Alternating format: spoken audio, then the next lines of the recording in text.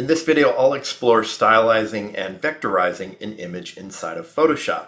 That means I'll take a bitmap or raster graphic like this one and turn it into a vector graphic that could be scaled to any size.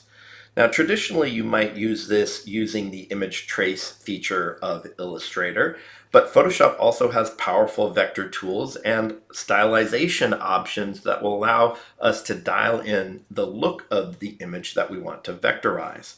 So let's get started with that. I'm going to start by duplicating the background layer and really removing the background out of this. I'll turn off that background, choose remove background as a quick way to get rid of the background of this and focus on the subject. Although I can see that it cut a little of the poncho off right there. So I'm going to ultimately choose that layer mask and choose select and mask to bring back some of that poncho layer. So I'm going to go to my tools here, bring back some of the poncho, and maybe choose the refine edge brush within here to get the edges of my hair just a little bit better so that they look just a little bit better within this Photoshop environment. I don't want to take forever on that, however, so I'm going to go ahead and click OK and accept this as the removed background.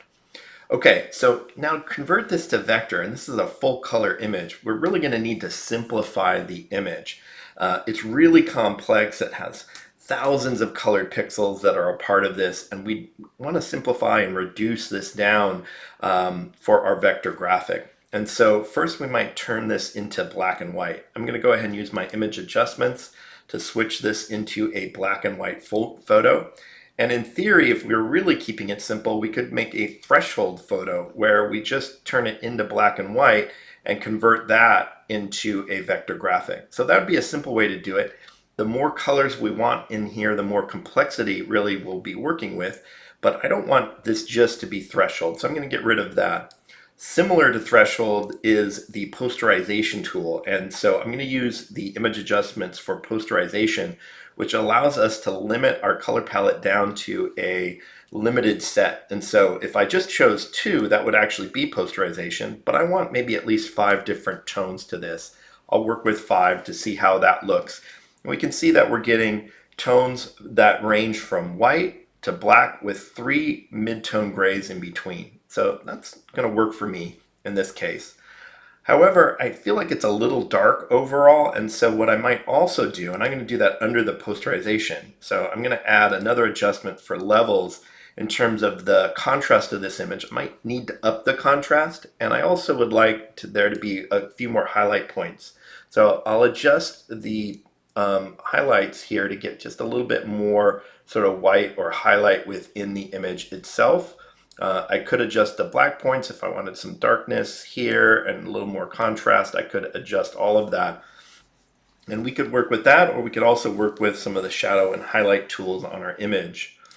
Okay, so this is a good starting place, but I'm going to need to reduce some of the complexity of this even more. When we zoom in, you'll see that there's just all of these little tiny pixels that are a part of this, and that's not really going to work for a vector. It's way too complex for vector graphics. So I need to simplify my image down a little bit. So I'm going to do that. I'm going to duplicate this particular layer, not to lose it. And then I'm going to convert this layer on top into a smart object. I'll say convert to smart object. And that will allow me to apply some filter effects to this or stylization effects non-destructively. So with a smart object in place, I can start to adjust this to make it a little simpler.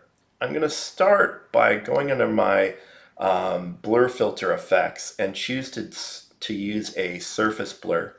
Now, what surface blur will do, and I've got to adjust the sliders here, is it will blur the photo without necessarily blurring the edges. So it's looking for where there's edges and keeping those sharp, but blurring where there's not a lot of edge. And that's what I want in this. Is there's just way too, if I turn this off, there's way too much complexity in there. By adding a surface blur, we can simplify some of this image out a little bit. And so I'm going to go ahead and say that my threshold is about 20, and maybe my radius similarly maybe about 20 to simplify this image down. I'll click OK, and you might have to play with the values to get exactly what you want. Certainly, Photoshop is very much about play to try and get the details that sort of work for you. Okay, now that I've got that, I might apply some other filters, and a good one in this case is going to be to stylize this with some oil paint. So I'm going to use the oil paint filter here, and similarly to the surface blur, you'll see that oil paint can kind of simplify this image a little bit. Now that is, I'm losing the eyes altogether when I do that, so I'm going to make sure that I keep this somewhat simpler for this first round. I might apply that more than once in this image to get it better and better, but we can take a look at the preview, and again, some of those rough details here are getting kind of smoothed out to get this a little bit cleaner for what we might want. I'll click OK with that. The next thing we're going to want to do is maybe have a little bit more contrast in this image, so that the edges are really sort of clean and contrasty. So for that, I'm going to turn to the filter effect of Sharpen Unsharp Mask. And we'll bring that on, and I've got these really high values dialed in, so there might be a little bit more than I wanted. But if we pump these up, you'll see that it can sharpen the edges quite dramatically. So I'm going to bring the amount like way up, maybe as high as like 175, 176. And then the radius here, I'm just going to bring that just a little bit up as well. I can play around with these numbers. If I get really high, we'll see that we can smooth some of these edges out. But depending on where I want the sort of color space to be in here, I could adjust this accordingly. So maybe somewhere in here seems like a good value. Okay, that looks good, and I want this to be smoothed out even more, but I don't want to lose the details that are part of the eye and that kind of thing. So I want to be a bit careful about how I do that. The other thing that's happening is I'm getting quite a bit of like complexity in some of the way that that's working. So I might need to adjust this further. I'm just not sure that I want these like lines that are there. So what I'm going to do is I'm going to make a duplicate of this layer, dragging it down to the plus, and I'm going to rasterize this layer. Now that it's rasterized, I could apply some image effects on there, and one of the ones that I might choose is to blur or smudge this image. So if I come on here with the blur tool, I could sort of blur the edges of this so that they're not quite so detailed. You can see that I can kind of blur those out. That makes that so that they're just maybe not quite as detailed and really just sort of blurring around the edge. Or I could also try the smudge tool and sort of push this around to simplify the shapes a little bit. So as I do this around the edge, you'll see that the edges kind of get a little simplified. They're not quite as detailed in some of these places that I might not want quite as much sort of detail. I might want this just to be kind of like a more simplified shape. So I could play around with this, trying not to necessarily mess up the image as I go. I could certainly overdo this with smudge, but some of these complex edges I could sort of smooth out a little bit. And you'll see the effect when we turn to vector, why we want like a cleaner sort of vector graphic. Less points in our vector graphic. If it's cleaner, maybe cleaner edges, etc. And some of these details just maybe a little bit overblown or a little overdone. I might just kind of refine this just a bit to try and clean up some of that detail, even getting rid of some of the extra pixels that are, you know, here and there that I might not actually really want in my image, and just smoothing this out just a bit. Maybe even these edges here just get a little bit smoother and sort of less detailed in those places. Okay, so I get the basics of what I want now, and what I'm going to do with this next is convert it back into a well, first I'll duplicate it, I think, and then I'm going to convert that into a smart object. So I'm back to a smart object, and what I want to do is stylize this just further, and the oil paint is a great way to do that. So I'm going to go under my filter for oil paint and come back to this, and that was under the stylize option for oil paint. And I can bring this on. The one thing I want to to make sure I don't have is lighting effects, which are going to give you all of these sort of depth to your oil paint, and that's what the scale and bristle detail sort of adjust is that we can play around with those lighting effects. But when I turn the lighting off, then I can just focus on simplifying the image. And so I'm going to turn the stylization way up on this, like maybe to the full effect, in order to sort of simplify some of the lines and clean them up even further. The problem with this is that the eye is losing detail, and so are the teeth. Like if we take this off, I really wanted the sort of teeth and the lips and things to have some of that detail. But I can apply this, and then because it's on a layer on top, I could actually add a mask to that layer or a mask to the smart filters themselves. I'm going to add a mask to that layer where I reveal the eye back out. So I'm going to go ahead and paint in the areas of the eye on that layer. So let's see, I need to make sure I'm on my paintbrush and on the mask, and I'll sort of reveal back kind of some of the detail around the eye that I wanted. I didn't want that to be lost as I stylize some of the rest. Even around the nose could be a little bit, more detailed around the teeth here and the lips. I think I'd like to have that, keep some of that detail that was there previously in some of these other spots. And maybe even around the eyebrows here, I'll keep some of that detail. So I can mask out some of those places where I didn't want as much stylization. Then I'll come back to my image here and apply other filters. And I could go back and apply that oil painting filter again to push this even further. And every time I apply that filter, it's going to push it just a little further, maybe smooth those edges just a little bit more. You'll see that you could use the Alt Control F to apply that multiple times. So I'll do that Alt Control F, applying that oil painting filter over and over again. Alt Control F for the oil painting filter, and that would really be the last filter. I can just click on it and apply that several times to keep this getting just a little cleaner and a little cleaner and a little cleaner each time we do. Now we've got a pretty stylized image. It almost looks like a vector, but it's not. But it is pretty highly stylized now, and we can start to convert this into vector graphics at this point. So what I'm going to do is I'm going to make a stamp of everything I've done. Now, before I do this, I could play with this just a little bit more if I wanted to. I could bring some of the, I'm going to go under image adjustments and just take a look at the shadow highlight.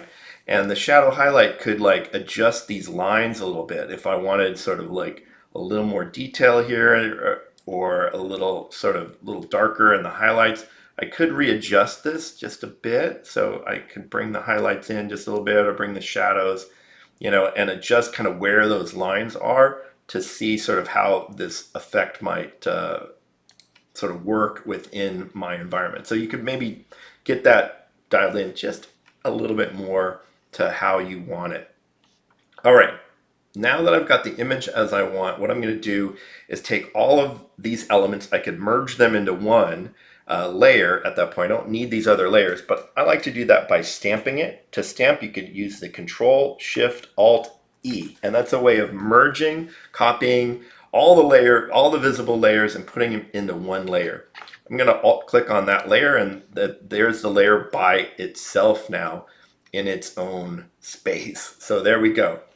All right, now with this particular layer, I only want to see, I really want to convert this now to, and I'm seeing there's a little more complexity right there than I actually wanted within that particular layer.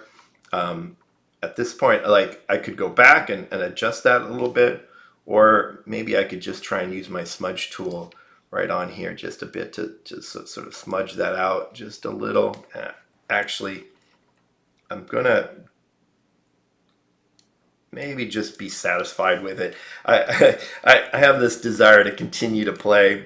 I feel like there's a little complexity to this part based on the way I had my mask that I didn't necessarily want so much complexity right there. But this is acceptable. Let's keep rolling. So what we're going to do with this now is go to our layer styles and only show one of these colors at a time. So because my posterization had 5 levels, I really have 5 different colors. And I need to isolate to each individual color to get the sort of effect that I want. And so to do that, one easy way to do that is to double click on your layer and open up the layer styles. Now you can do that as well from layer and choose layer style and go to the blending options that are there. And with the layer styles open, I can take this current layer and only see certain colors. So you'll notice if I grab the current layer blend if, and I bring this in, I could actually get rid of different colors as I go, or if I go the other way, I'll get rid of the darks and just keep the lights, right? And so what we need to do is isolate each of our vector shapes so that we can convert each color to its own vector shape. And so what I'm going to start with is the darks. And so I'm going to grab this highlight point and keep going in until the last pop of gray goes away. So as soon as I note where that is, it's right here, right around 62. It looks like it goes away. I want to note that number, 62. And what I'm left with is simply the black in this. And I'm going to go ahead and click OK. Now what I'm going to do is duplicate that layer. And so Control J will do that, or you can drag it down to the plus to duplicate. And I'm going to convert this duplicated layer into a smart object.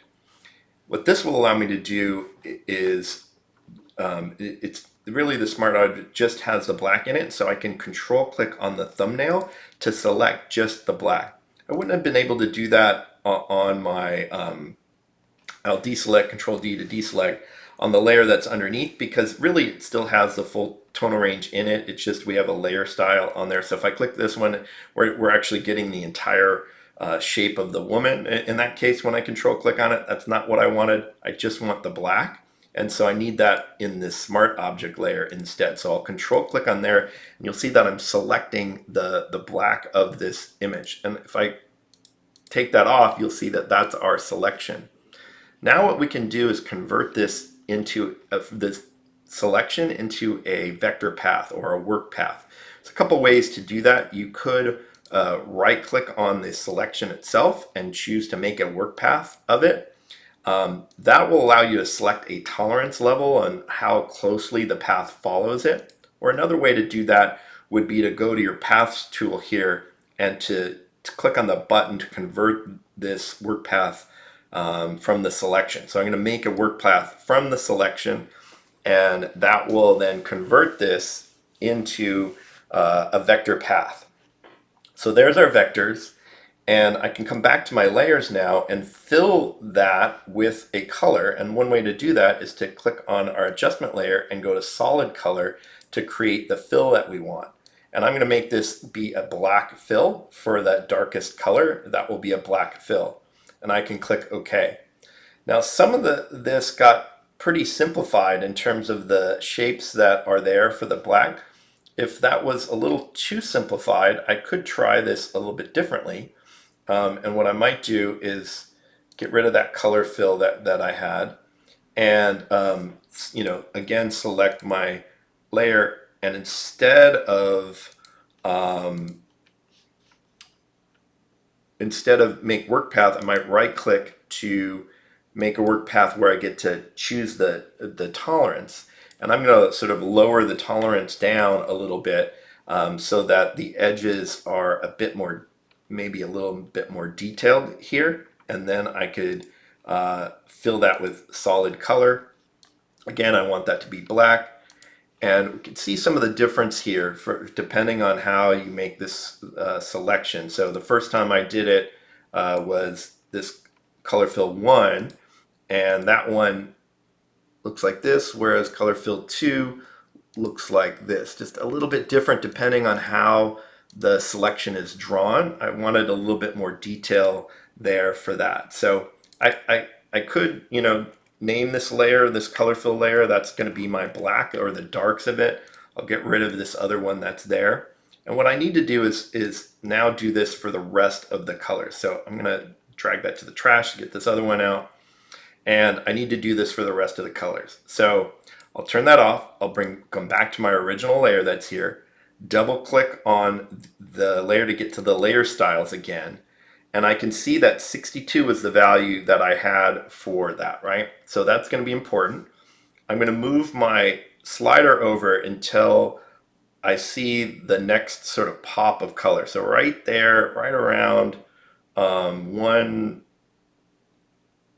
let's see, 127 or so, that other color pops in. So I'm going to leave that at 126. Then I'm going to take this other layer, the black point, and bring it down to that value of 62 that I had from before. And that would mean that at that point the black should all be gone, and we're sort of starting from the same sort of range there. Okay, so now I'm going to take this shape that's here, and we're going to convert that to vector. I'll click OK. Duplicate this layer, Control J. As a quick way of doing that, convert that to a smart object. Control click on the thumbnail of the smart object to get the selection for that. This is going to be the dark gray. And so what I'll do now is convert that to a work path. And so what I want to do is go to my paths and convert that into a work path, or a vector path, I should say. Convert my selection to a vector path. And then back over on my layers, I'm going to make a fill, solid color fill, and I'm going to choose a dark gray for that fill. So this is going to be the dark gray colors. I'll kind of get in the middle of that, and I'm going to name that dark gray for my fill so I know what that one is, and I'll go ahead and place that above the black one. If I turn these off, we can see that we've got two colors now for our vectors. We can see what those look like there as they're stacking up. I'll turn those off, go back to my original layer, and I need to make the rest of these. So double click to open the layer styles. I'm going to note that number 126, and I'm going to pop this in to get to the next mid gray, and I'm going to go all the way till the light gray pops in, which is right about 192, 191, 192 in there, where that one pops in. So I don't want to go as far as 192. I'll go 190 or so. And then I want to bring this other slider into where I had the last value, which was right around, I think it was like 127 or so. And so I'll leave that there. And we'll have this other range of light gray. Okay, I'll click OK. Duplicate this layer, Control J. Right click to convert to smart object. Right click on the thumbnail to select the from that color that's in that layer, and it makes a selection of that. Then I'm going to convert that selection to a path, a work path, a vector work path, and that will vectorize that, and we'll get our path. Then what we'll do is fill that path, and in this case it's going to be the mid gray. So I'll choose a solid color fill, and I'm going to go right in the middle of our grays to have that mid gray color. I'll bring that back up, rename it mid gray, and we've got our mid gray color. All right, so now I've got black, dark gray, and mid gray on our slider here, or on in our layers. Let's go back and go to our original image once again, double click, and we need the other two colors. So now I can move the black point to 190, and I'll move this other one in all the way right before white, right? So it's really just sort of right before we hit the white, and we'll move this one in to about 190 where for that light gray. There we go. I'll duplicate that layer, turn it into a smart object, control click on the thumbnail to make a selection of that color, convert that color to a work path. There we go. And then fill that work path with a solid color. And in this case, I want light gray. And then I'll take that color fill and stack it on top of the other ones I had. So there it is, and I'll call it light gray. And I probably want to do the white as well. That's in there, but there we're getting we're seeing these sort of stacked up. Now I just need to do the white color. So I'll come back to my original, double click the layer styles. This is going to go all the way over to white, and then we're going to bring this back in. So it's just the white color that will be a part of that. So this will go right when the other stuff really sort of disappears, right around 191, 192, right? And now everything else there is going to be the range of white. I'll duplicate that layer, convert it into a smart object layer, control click on that to select it, turn that into a work path here, and then fill that work path with solid color. Quite a few steps in the production here, but hopefully it's worth it in the end when we get a nice image. I'm going to bring that color fill up, and this is the white from our color. And we've now really color separated this out. Now this might be useful not just for creating our sort of vector graphics, and there's our vector, pretty cool. It might not just be useful for creating vector graphics though, it could be useful for if we were needing to color separate for screen printing or something like that, and we needed each color on its own layer. If we're doing screen printing, this could be a useful technique as well.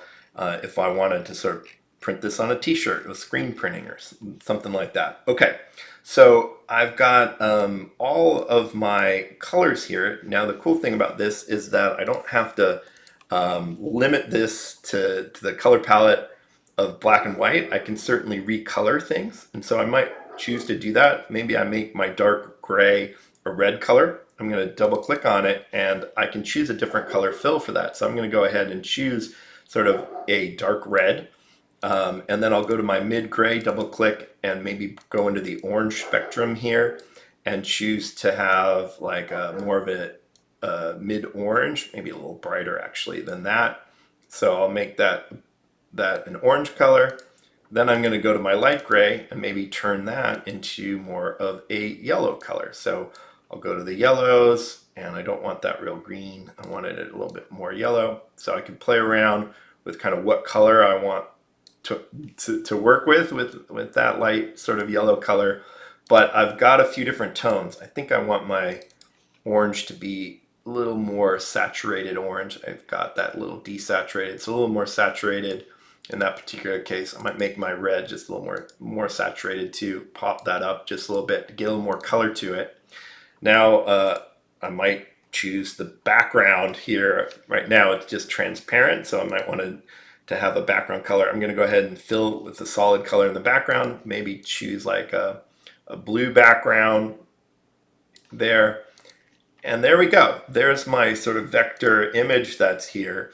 And so that worked pretty well. There's a few details that I might want to continue to refine and play with, but Photoshop is very much about play, and I hope you play on your own as well.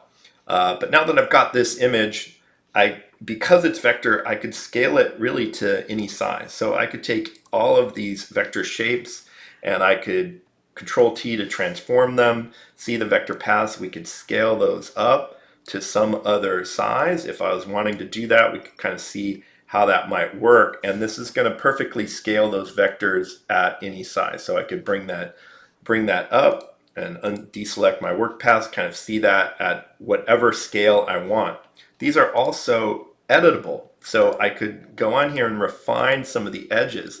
I can see that I've got maybe a couple cuts to this, so that where the colors didn't exactly connect. And one thing I could do is refine that just a little bit more. So for example, let's say I went to this yellow color. I could change that color, but I could also select those particular paths. So I could come on here and adjust my vector paths and sort of adjust that out and smooth them out a little bit, adjust them to make them work as I want, and make them sort of work a little bit better. So I could add points, I could readjust the points that are here and the vector paths, and kind of make these work a little bit better, and in so doing kind of hide some of the problems I was having with the background showing through on some of these edges. So I could play around with that to adjust this as much as I want, or get rid of pieces. So for example, up here, I've got these sort of orange pieces that are there that maybe I don't even want, right? Like they're in there, and I could just select those, delete out. Oh, I don't want to delete all the orange, just these like pieces of the orange out.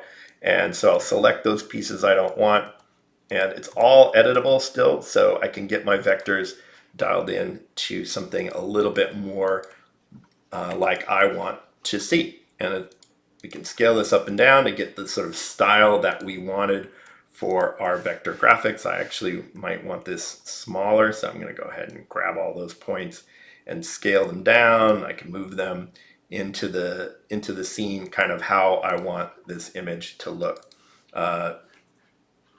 Let's see here. Let me move this out and take a look at our image. I can deselect my work paths to kind of get a sense of what that vector graphic looks like. Anyway, I hope you enjoyed this video and that you'll play with Photoshop and converting to vector on your own.